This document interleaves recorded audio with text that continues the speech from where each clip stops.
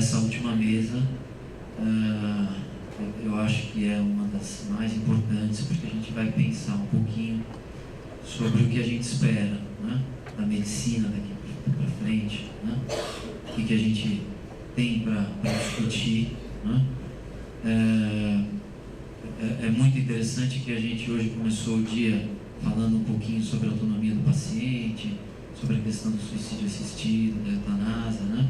E a gente vem lidando com esses paradigmas, né? A gente, ao mesmo tempo, a gente quer tudo, né, em termos de tecnologia, e estamos discutindo de maneira paralela quando, né, deixar, quando parar, quando não mais usar essa tecnologia toda, né?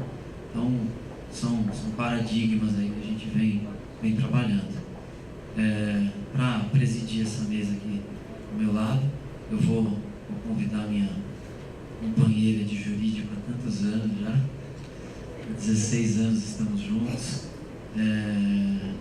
uma colega que sempre esteve ao meu lado aqui, né, nas nossas lutas diárias de conselho, é a atual chefe do departamento jurídico, né, a doutora Olga Campelo. Por favor, doutora Olga, venha presidir aqui ao meu lado.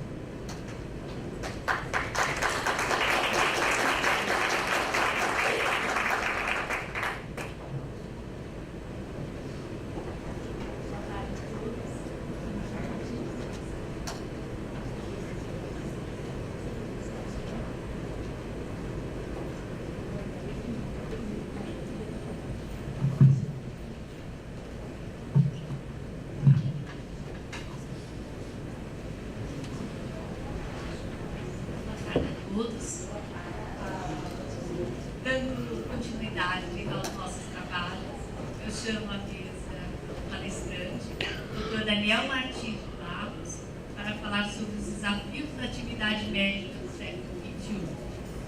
O Dr. Daniel é médico do Instituto de Psiquiatria do Hospital das Clínicas.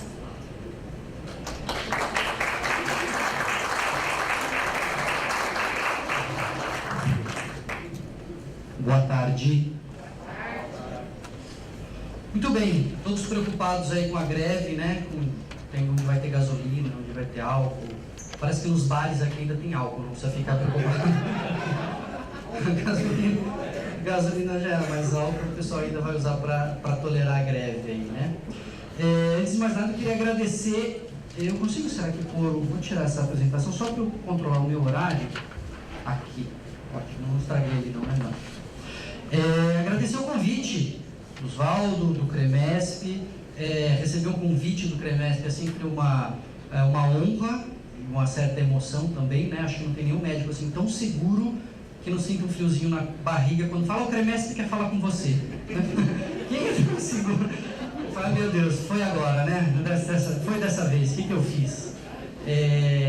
Então, tirar dessa emoção, quando você fala: não, é um convite e tal, aí fica só a honra e a alegria de participar, sobretudo num congresso tão relevante, eu acho, e tão inédito, vamos dizer assim, que é uma situação que está aí, a nossa inter-relação com o direito, ela é inegável, ela é constante, ela faz parte da nossa prática, e a gente não tinha um fórum, talvez, específico para falar dessas questões. Então é muito interessante a gente ter agora um congresso paulista de direito médico. Espero que seja o primeiro de muitos. Faço voto que seja o primeiro de muitos, porque é uma questão relevante. Eu atuo diretamente na área porque eu sou psiquiatra e aqui no Instituto de Psiquiatria, no HC, eu coordeno o núcleo de psiquiatria forense. Então, enfim, as inter-relações com o direito fazem parte aí do nosso cotidiano, mas, na verdade, fazem parte do cotidiano de todos os colegas, e a gente só está pensando um pouco mais sobre isso até em função da nossa atuação acadêmica. Mas, sobretudo na psiquiatria, a inter-relação com o direito ela é quase que inevitável, né? Eu brinco que psiquiatria forense é pleonasmo. Psiquiatria é forense. Assim, se você não sabe que seu paciente tem um rolo jurídico, é que você não perguntou direito. Alguma coisa tem. Tá ruim o microfone? Pronto. E então, de novo, acho que é bastante importante. Quem é psiquiatra na plateia? Alguém? Não? nunca me senti tão sozinho. Só eu de psiquiatra. E não sei como que é a experiência de vocês, mas na minha experiência hospitalar, de consultório, etc., psiquiatra só é chamado quando nada mais deu certo, né? Não tem mais o que fazer, excluiu tudo, então veio o psiquiatra, a coisa está feia mesmo. Então quando eu fui chamado, eu falei, a coisa deve estar complicada. Mas... Exatamente, né? Quem está passando com um psiquiatra pela primeira vez? Não, brincadeira, não é isso. Não precisa, porque a especialidade é uma especialidade que sofre bullying, né? Eu achei que o bullying terminaria com o colégio, mas não, só aumentou com a residência, né? O psiquiatra é o alvo preferencial do bullying. Mas o meu desafio é falar sobre os desafios da medicina no século XXI. E a primeira coisa que me ocorre é uma pergunta.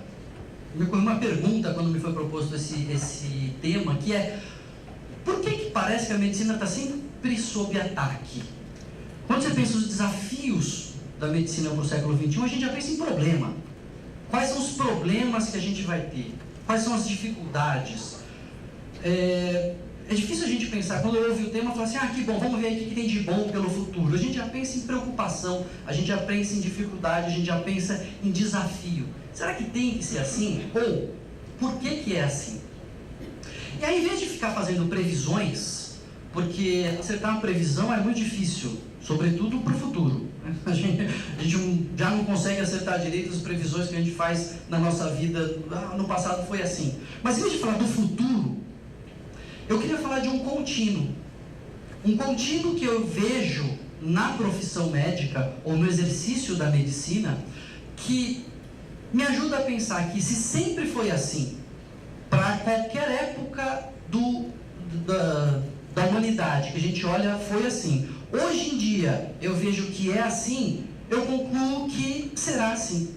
Assim no século XXI, no século XXII, no século XXIII. E ter essa base desse contínuo em mente, talvez nos ajude a nos preparar para os desafios realmente novos que podem chegar no século XXI. Para isso eu queria começar com uma historinha real, verdade?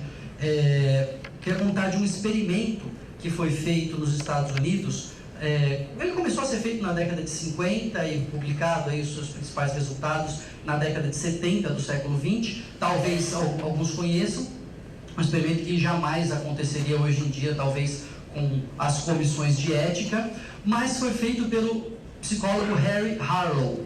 Não sei quem conhece a história do Harry Harlow, é um psicólogo em Harvard, e ele resolveu estudar o que a gente realmente precisa, o que o ser humano precisa, quais são as suas necessidades básicas, o que a gente está buscando para a nossa sobrevivência.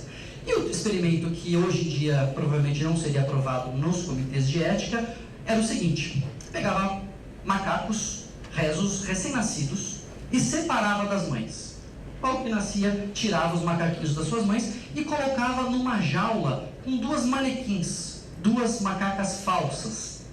Vocês conhecem essa história? Conhecem esse experimento? Uma das macacas era feita de arame, dura, fria, realmente de metal, e tinha uma mamadeira com leite. E a outra macaca era feita de pelúcia, confortável, e não tinha leite. A pergunta é: onde que o macaquinho vai preferir ficar? Onde ele vai gastar mais tempo?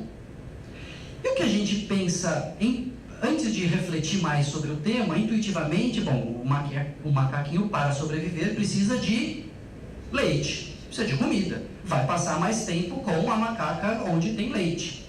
E qual não foi a surpresa? Que, na verdade, o macaquinho ia lá, mamava um pouquinho e ficava no colo da macaca de pelúcia. Ia lá, mamava um pouquinho e ficava no colo da macaca de pelúcia. Gastava muito mais tempo com a macaca de pelúcia, que não tinha alimento, do que com a macaca que tinha alimento, mas não tinha aconchego. E mais do que isso, até aí tá bom, entendi, então a gente precisa das duas coisas. Mas quando eles eram colocados em jaulas que só tinha uma ou outra, ou seja, eles não tinham opção, os macacos que tinham alimento, mas não tinham aconchego, ficavam mais estressados do que os macacos que estavam passando fome, mas tinham aconchego. Eu gosto dessa história porque ela fala dos macacos mas ela fala de nós.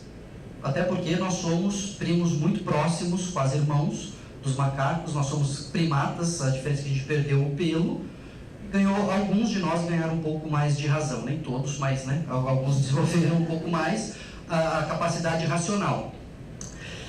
E no fundo, para mim, todos os dilemas da medicina, ou todos não, mas o que mais motiva esse raciocínio de por que a medicina está sempre sob ataque, e é algo que eu vejo contínuo na história médica, é esse dilema do leite versus o aconchego, da comida versus o colo.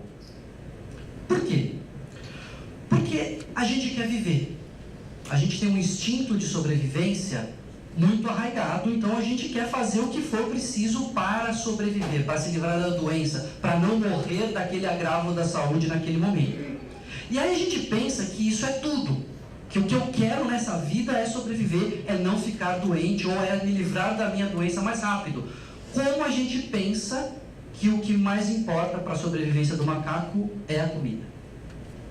Só que na hora que nós estamos vulneráveis, porque eu estou falando nós aqui, humanidade, né? Eu estou falando nós médicos. Na hora que o ser humano, nós estamos vulneráveis, estamos doentes, estamos em risco de morte, a gente quer sobreviver, mas a gente quer colo. A gente quer aconchego. A gente quer uma relação humana significativa. Estou falando de mim só ou estou falando de todos nós? Estou falando de todos nós. Eu acho que essa é a experiência até intuitiva que a gente tem. Por que o beijinho da mamãe sara o machucado da criança? Ou do papai? No caso, o meu sara também, um beijinho forte.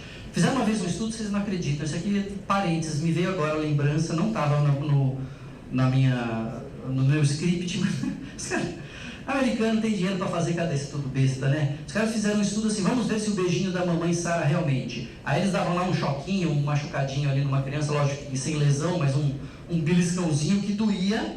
E aí dava um beijinho para ver se passava dor, só que a criança não via quem era que estava dando o beijo.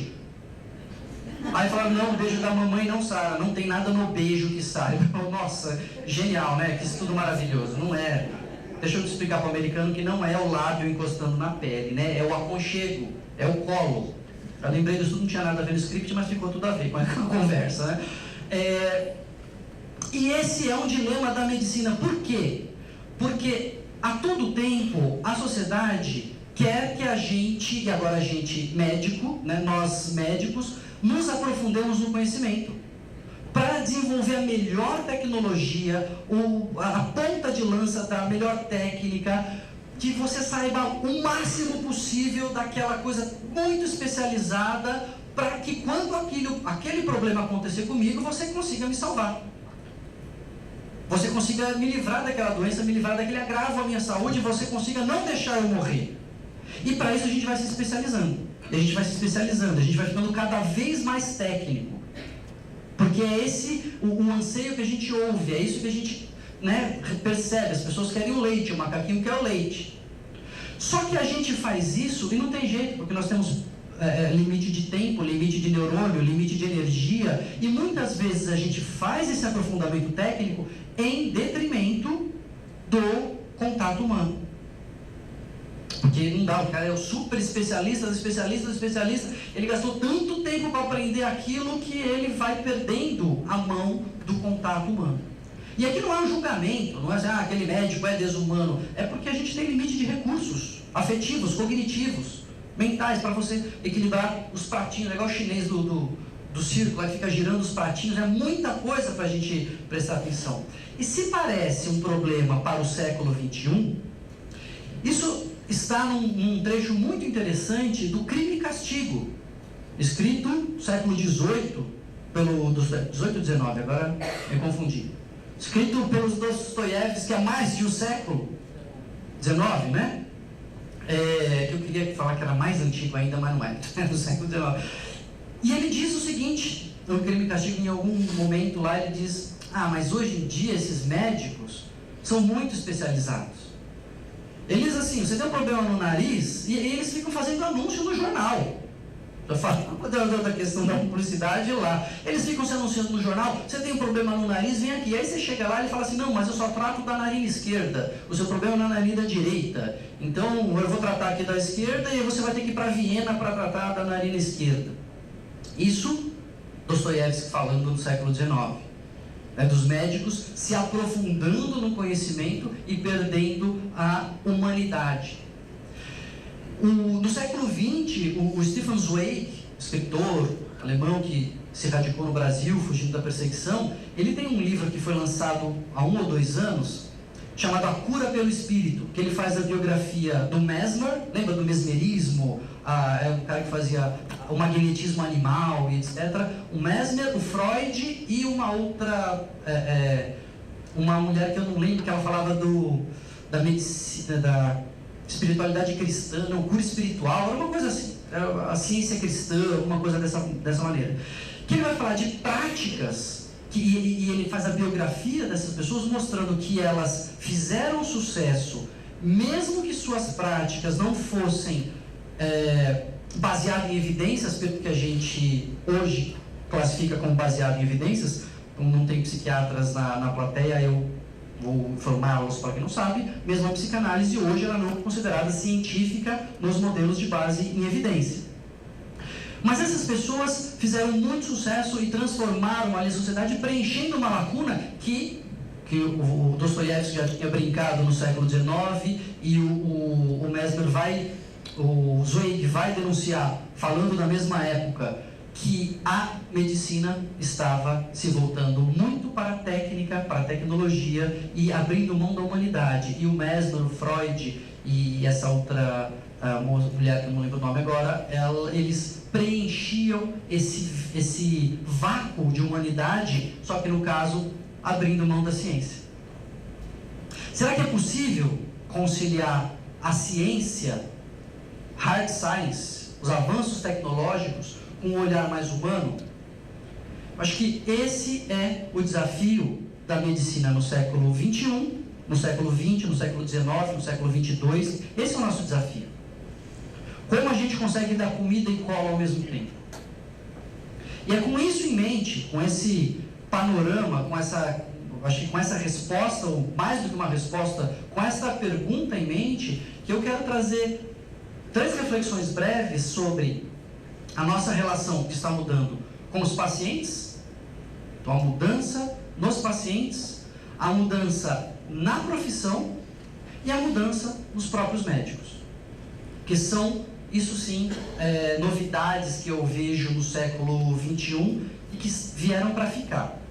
Não adianta a gente reclamar, mas era bom no meu tempo, e eu não tenho. O seu tempo é hoje, você está aqui, está com o CRM ativo, o seu tempo é agora. Então, vamos lidar com o que temos.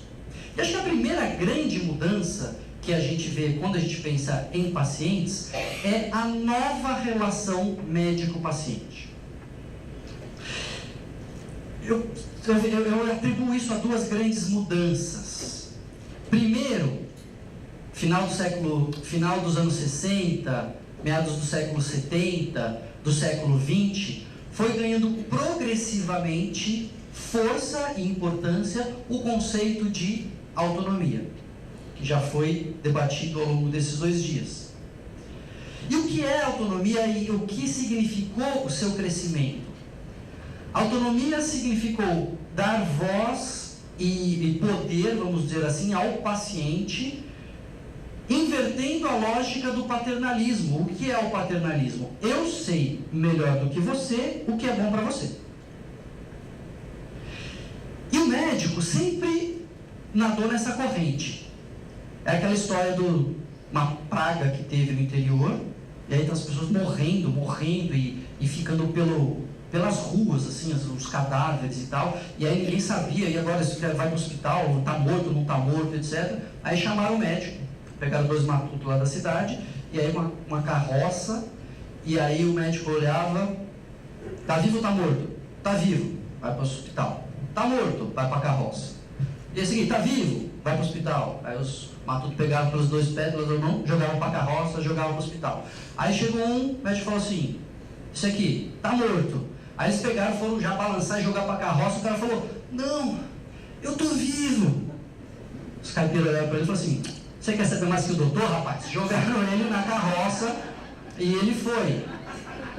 Essa realidade mudou. Essa realidade mudou. À medida que a autonomia do paciente foi sendo valorizada, a relação totalmente horizontal começa a se horizontalizar. Eu sinceramente não acredito numa relação absolutamente horizontal, porque a gente tem um conhecimento que o paciente não tem. Então, outro dia, os residentes estavam falando: não, porque horizontalidade, etc. Eu falei assim: vocês gostam de horizontalidade aqui. O residente com o supervisor, você quer ser horizontal. Mas não esquece, meu filho, daqui a pouco você vai ser o médico e vai ter um paciente na sua frente querendo horizontalidade também, aí você não vai gostar. Então, eu acredito numa coisa assim meio inclinada, meio de viés. Né? Não é tão horizontal, é tão vertical, mas também não é tão horizontal. E, como diz um escritor, pedestal não tem escada de descida.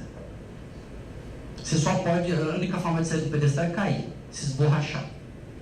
E esse foi o primeiro passo que trincou o cristal da autoridade médica.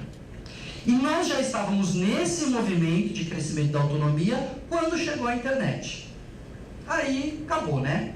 Aí tem o médico mais consultado de todos os tempos, que é o Dr. Google.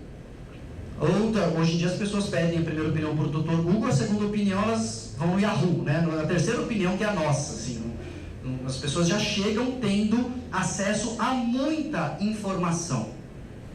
E o problema é que as pessoas têm muita informação, hoje em dia acesso a... é quase infinita a quantidade de informação que as pessoas têm acesso, mas pouco conhecimento. Porque na internet tem desde, sei lá, o Drauzio Varela fazendo uma entrevista com o professor titular, até o sujeito dizendo que é bom tomar suco de repolho para dar diarreia. Uma mulher foi processada agora em Ohio. Ela fazia a propaganda de um suco de repolho fermentado e ela dava uma diarreia brutal. Ela falava que curava de tudo, de enxaqueca a homossexualidade.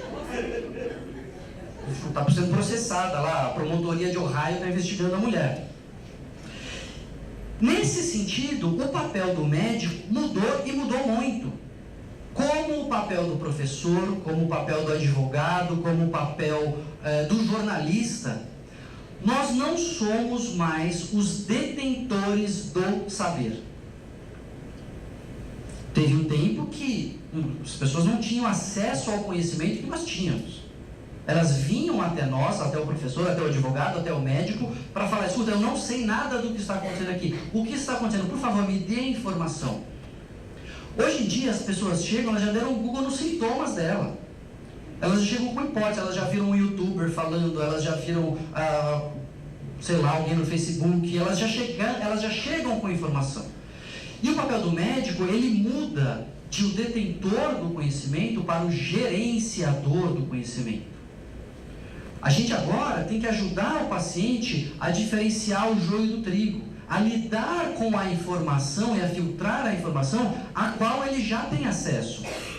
Olha, não, isso aqui está certo, isso aqui presta, isso aqui não presta, e etc e tal. Só que é muito comum isso gerar primeiro hostilidade. Porque como isso é uma mudança de postura, os médicos que não foram formados nessa realidade se sentem ameaçados, se sentem agredidos, se sentem desafiados por essa postura. Teve um levantamento de 10 anos atrás, 2008, que dizia nos Estados Unidos que 40% dos pacientes já tinham duvidado do seu médico por causa de informações que tinham visto na internet. 10 anos atrás. Hoje em dia, isso ainda beirava 100%. 70% na época já tinham buscado informações na internet. Isso eu não tenho dúvida que é 100% hoje em dia. Né? Todo mundo busca informação na internet, todo mundo tem informação, mesmo que não busque. Com os algoritmos, etc. e tal, você vê lá que botar uma rodela de cebola na meia cura miopia. Você vê essas coisas? Né? Todo mundo já viu um negócio desse. Quer dizer, esse especificamente não, mas é verdade. Vocês estão rindo porque vocês sabem que é verdade. E aí vem um paciente para nós e fala assim: doutor, é verdade? Que aí você tem que segurar um riso na frente dele. Eu não seguro mais, eu dou risada. Não é possível. Em parte, uma pequena parte, mas eu não posso tirar a nossa responsabilidade de nós médicos por isso.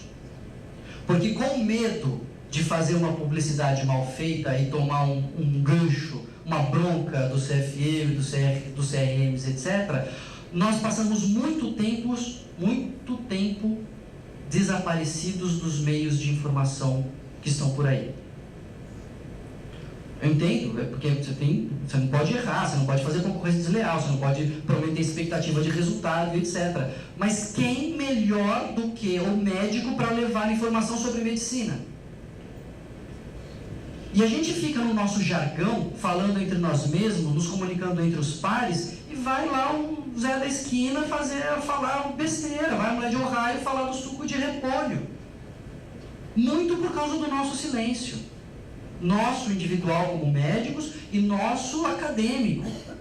Minha segunda atuação paralela à noite de psiquiatria é com comunicação, porque finalmente a gente entendeu que a divulgação científica faz parte da extensão universitária. O tripé universitário, ensino, pesquisa e extensão, nós médicos entendemos extensão só como atuação médica, ambulatório, liga e etc. Mas não, divulgação científica faz parte da extensão universitária. Então, essa relação com os pacientes mudou e mudou para sempre. Não tem mais como voltar atrás. O que a gente pode fazer é, primeiro, pensar em levar informação de qualidade. Nem todo mundo vai querer, mas também não é para todo mundo fazer tudo. Mas a gente, quem quiser fazer isso, ou quem achar que isso é importante, é levar informação de qualidade. E segundo, saber, abraçar a realidade de que o paciente chegará com informações. E hoje eu coloco isso na consulta. Escuta, o que você já leu, o que você acha, o que você está pensando que é, o que o Dr. Google já te disse. Você tem que levar isso em consideração. Até porque, vamos ser sinceros, muitas vezes isso nos ajuda. Muitas vezes isso nos ajuda. Porque a gente pega um raciocínio, e quando você tem uma hipótese diagnóstica, muitas vezes você começa a fazer as perguntas em função de comprovar a sua hipótese diagnóstica. E às vezes não é. E na pressa, na rapidez, etc., você esquece de perguntar, mas pode ser outra coisa? E se não for? E é nessa hora que o Dr. Google, que o paciente traz, fala, mas ouvi no Google o quê? E aí ótimo, te faz pensar, pode ser justamente para você falar, não, isso aí não tem nada a ver, não é assim, mas te faz pensar. Te faz questionar sua própria hipótese e você não começa a trabalhar para confirmá-la, mas também para negá-la, que é o método científico. O método científico vai trabalhar para negar a hipótese, uma vez que ela não foi negada, ela permanece, pelo menos por enquanto. Esse é um desafio para o relacionamento do médico com o paciente no século XXI. E não tem jeito, a gente vai precisar de tempo. Tempo. Não dá para fazer isso em 4 minutos de consulta, em 3 minutos de consulta. Uma paciente me falou esses dias, eu não acredito, eu achei que era piada, mas ela falou que é verdade. Ela entrou na consulta do psiquiatra e a receita dela já estava pronta. Eu conhecia essa piada, né? Que a pessoa chega assim, doutor, o que você tem? Não, já está fazendo minha receita, doutor? Não, essa é do próximo, a sua já está pronta aqui. Eu conhecia isso como piada, mas é verdade, isso está acontecendo no consultório, na cidade de São Paulo. Depois o sujeito toma um processo e não sabe por quê. E os conselheiros podem me dizer aqui, se eu estou errado, mas se a maioria dos processos não é em função de má comunicação. Uma vez eu estava no 5º ano, o professor de medicina legal falou, olha, com boa comunicação você pode amputar a perna errada. Usando uma figura de linguagem, né, um pouco exagerada, mas a verdade é que, para mim, um dado que eu não conhecia, Vinagre, para mim só confirma isso, a discrepância entre o número de processos contra homens e contra mulheres. Porque o homem é um bicho tosco, né? O homem não sabe falar nem com a esposa, não tem tempo, acha que é só dar injeção, etc. Mas não tem injeção, ele vai melhorar. Por que está me processando? Ele vai melhorar. Mas não é só injeção, a gente precisa de colo. E isso, se a gente não tiver consciência, isso não vai ser automático. Porque no automático a gente acha que a gente precisa de leite. No automático a gente esquece que a gente precisa de colo. E o desafio, então, na relação médico com o paciente, é a gente lembrar, manter na consciência. Você não vai precisar fazer uma consulta de 1 hora. Meu Deus do céu, lá o Daniel falou que ferrou agora, como é que eu vou ganhar dinheiro fazendo consulta de 1 hora? Não precisa uma consulta de 1 hora, mas precisa se importar com o acolhimento. Precisa ter isso consciente. Não pode deixar no automático. No automático a gente não faz. Eu sou psiquiatra e eu às vezes esqueço disso. Ontem eu vi um paciente com síndrome do com síndrome do pânico, estava deprimido. E ele falou, eu falei, primeira coisa, você já foi no psiquiatra antes? Ele falou assim, o senhor é o quarto. Aí eu falei para ele, ferrou, né? Se fosse fácil, o primeiro já tinha resolvido. Se fosse mais ou menos o segundo, né? Chegando no quarto, vai ser difícil de resolver. Já falei para ele brincando, para quebrar um pouco o gelo, etc. E era um caso simples que estava medicado de forma adequada. Mas em 4 psiquiatras, a família entrou, chamei os pais, adulto já, 20 anos, mas eu chamei os pais queriam falar comigo, eu falei, vamos falar. Os pais falaram, não, ninguém nunca conversou com a gente não sabia o que ele tinha até hoje. 4 psiquiatras, e eu não foi uma consulta de 1 hora, pessoal, foi meia hora. Deu para conversar com o cara, fazer o vínculo, fazer uma piadinha para quebrar o gelo, chamar os pais, explicar o que era, falar mais, falar, o remédio está certo. Estava bem medicado. Só que porque eles vieram para uma segunda opinião, e eu não queria, teria um pequenino ajuste ali que eu queria passar, falar, se eu fosse fazer alguma coisa, minha opinião seria fazer isso, mas vocês já estão médico. Não, mudamos de médico agora. E eu falei, a frase que eu vou falar para vocês, eu falei para ele ontem, eu não sou melhor do que os outros médicos, ele está bem medicado, eu só parei para conversar, e eu realmente acredito nisso. Porque tem médico ruim por aí, vocês sabem, né? Tem gente que faz coisa errada, mas a maioria tem uma formação normal. Então é isso que está faltando. E aqui, pessoal, não é um julgamento, você está correndo e tal, não é para apontar o dedo, não é para falar, olha que errado que você está, é só para a gente ter isso na consciência, porque isso vai fazer bem para o paciente, vai fazer bem para a nossa prática, porque a gente, quando dá colo, a gente quer colo, mas quando a gente dá colo, a gente também se sente bem, né? O acolhimento é bom para os dois lados. O paciente melhora mais. Eu tive uma paciente que ela passava comigo, tomava um determinado remédio, aí ela mudou de médico e tal, e depois ela voltou, meses depois, doutor, eu fui no outro médico, ele me deu remédio, eu passei mal. Eu fui ver, ele tinha dado, adivinha? O mesmo remédio. Então, o paciente vai melhorar mais, além de tudo, e você vai ser menos processado. É um desafio? É um desafio. Diante do aprofundamento do nosso conhecimento, da tecnologia, do aprendizado e etc., é um desafio. Mas é possível desde que a gente tenha isso em mente. E uma última questão que eu coloco, que vale como reflexão para nós, que é um dos desafios que eu vejo para o século XXI, na nossa profissão, aliás, é um desafio para a sociedade, mas a gente tende a achar que nós médicos estaremos livres. E o que eu estou dizendo é que eu acho que nós não estaremos livres. Na verdade, eu acho, é só para baixar as resistências. Eu tenho certeza que nós não estaremos livres, que é o seguinte. Quando o meu avô morreu com quase 90 anos, mas depois que ele envelheceu, e ficou já idoso, avançado, ele foi surpreendido pela idade dele. Ele foi surpreendido pelo seu envelhecimento, porque ele não esperava viver tanto. Meu avô e minha avó paternos, né, que viveram mais, que eu tive mais contato, eles não esperavam viver tanto. Essa geração mais velha foi surpreendida pela longevidade, porque a geração anterior morria antes. Eles não esperavam que fosse viver antes, e muitas vezes não se prepararam para isso. Em termos de previdência, dinheiro, saúde, e etc., prevenção. Eles não precisavam fazer prevenção, não precisavam fazer atividade física, ia morrer de qualquer jeito, ia morrer de outras coisas. Então não se prepararam para o envelhecimento. Meu avô teve sarcopenia, aquela perda de massa muscular, né, como tem a osteopenia e depois a osteoporose, teve sarcopenia, ele parou de andar pelo envelhecimento, não fazia uma atividade física. Eu entrei no Pilates e nunca mais parei. Pilates agora para mim é igual plano de saúde, eu não gosto, mas eu vou e faço. Eu tenho que pagar plano de saúde, gostando ou não, tem que fazer Pilates, gostando ou não, com preguiça ou sem preguiça, para a vida. A geração do meu pai, ela já sabia que ia viver tanto, já se preparou, já começou a fazer mais prevenção, já começou a fazer previdência, etc.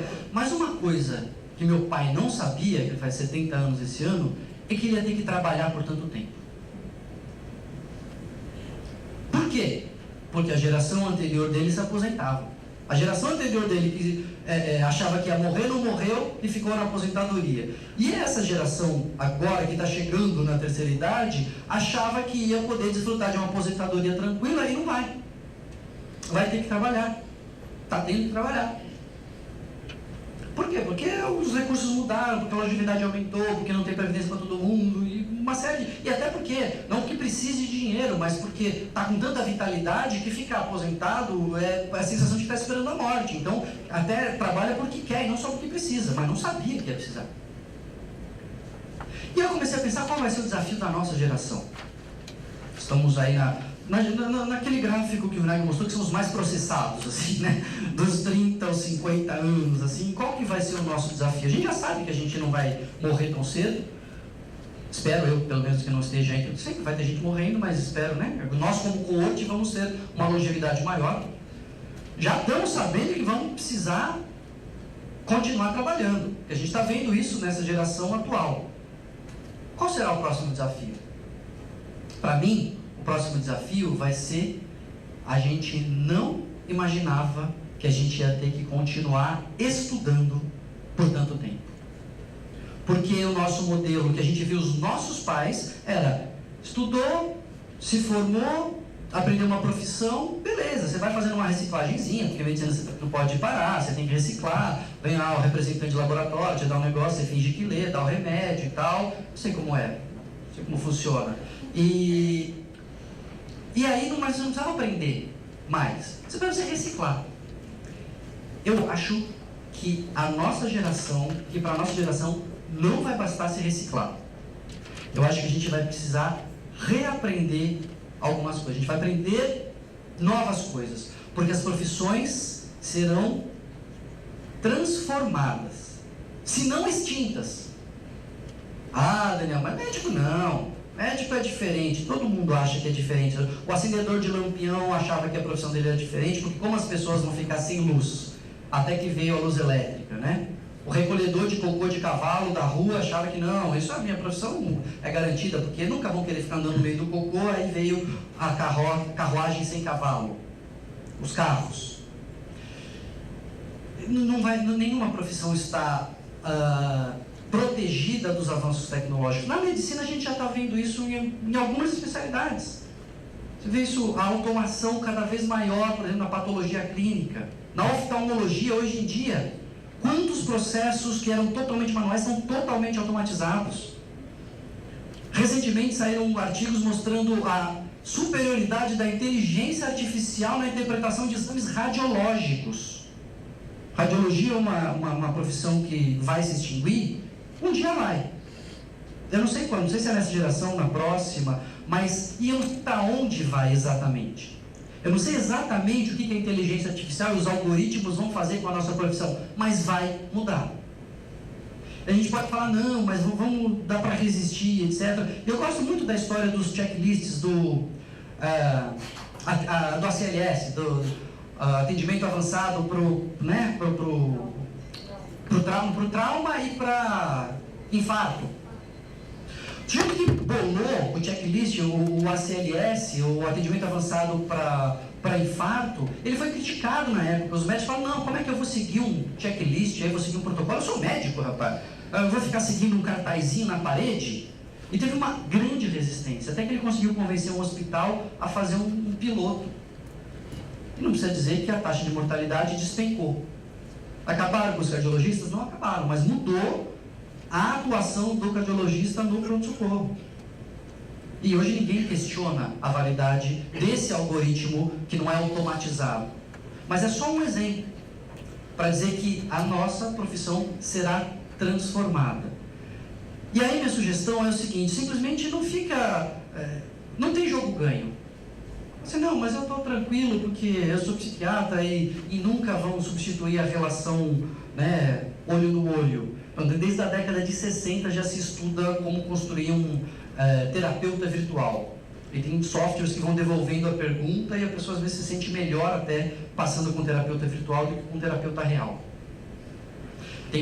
Foi feito um programa de enfermagem pós-alta nos Estados Unidos para as orientações, o senhor recebeu essa prescrição, o senhor vai tomar, entendeu como é que toma, qual é o horário, etc, etc.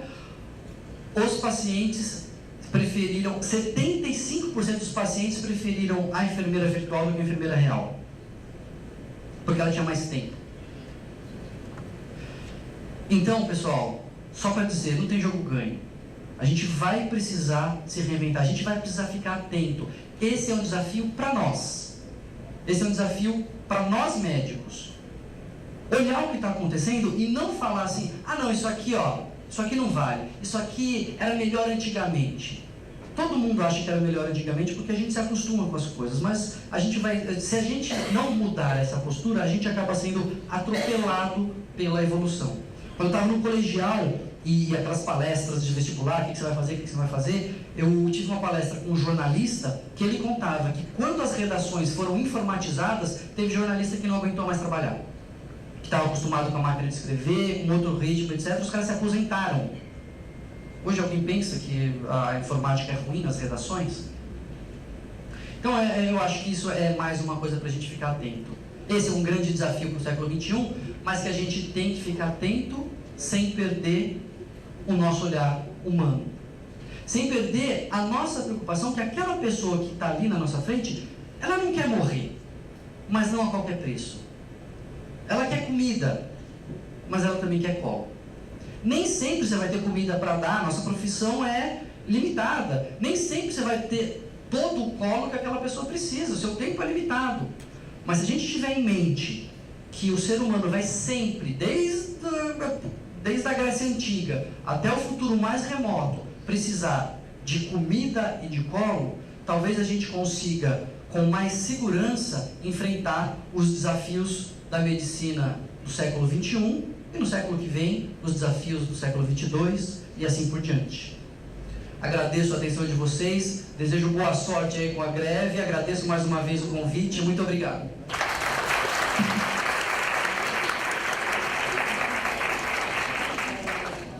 Obrigada, doutor Daniel, abrilhantou a nossa tarde aqui. E o senhor exemplo. Obrigada.